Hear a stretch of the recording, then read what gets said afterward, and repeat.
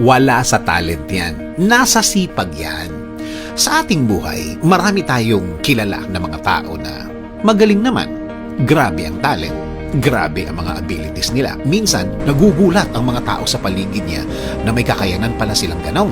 Kaya pala niya ng ganon. Pero bakit ganon? Bakit ganon ang kalagayan niya sa buhay? Bakit parang hindi match? Bakit parang hindi niya mapakinabangan ang talent niya? Kasi nga, wala sa talent yan. Nasa sipag at attitude yan. May mga taong kahit ilang beses mo nang binigyan ng chance, nabigyan ng chance ng buhay, bakit parang hindi umaangat? Parang hindi nagle-level up. Parang hindi niya napapakinabangan ang kaya niyang gawin. Di nga ba, sabi nila, hard work beats talent when talent doesn't work hard.